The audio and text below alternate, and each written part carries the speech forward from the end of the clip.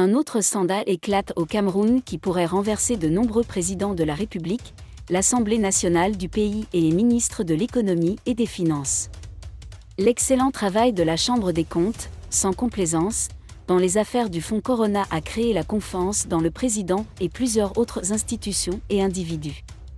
Désolé de vous interrompre, ce rapport peut contenir des commentaires soumis au choix de l'auteur. S'il vous plaît, si vous êtes nouveau sur cette chaîne, veuillez vous abonner et activer la cloche de notification.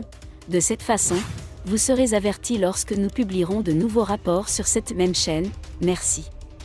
En ce qui concerne l'incident de Glencore, nous venons d'être informés que la Chambre des comptes a été chargée de préparer une enquête qui fournira des preuves irréfutables sur lesquelles des arrestations seront effectuées dans l'ERM.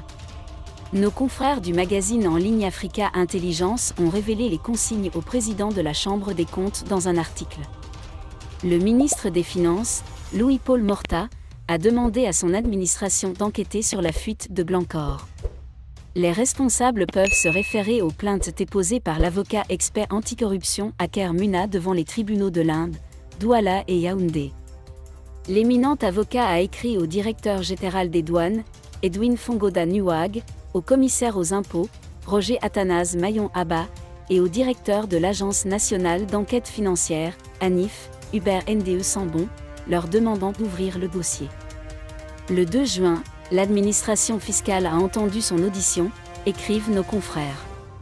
Enfin, l'agence africaine de renseignement a ajouté que le président de la Chambre des comptes, Yap Addou, a également été chargé de préparer une enquête sur le schéma de l'enquête de son agence sur l'utilisation des fonds pour lutter contre le Covid-19, date 28 octobre 2022. Des contrats avec les pouvoirs publics dans plusieurs pays africains, dont le Cameroun. Le goût de la chair humaine, le secret d'Etoudi Fanlaela. Membre de la franc-maçonnerie au Cameroun.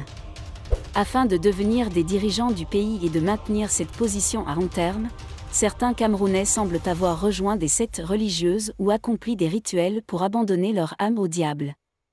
Ce n'est pas comme l'esprit le voit. L'ancien NPP, qui a travaillé avec le président Bi pendant de nombreuses années, a révélé les actes pervers, cruels et sombres du harem, les secrets les plus inimaginables.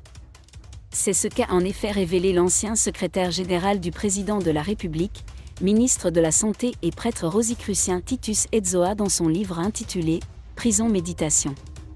Dans le chapitre 11, qui vous est lu sous le titre « Occultisme », merci d'être resté avec nous jusqu'à ce point.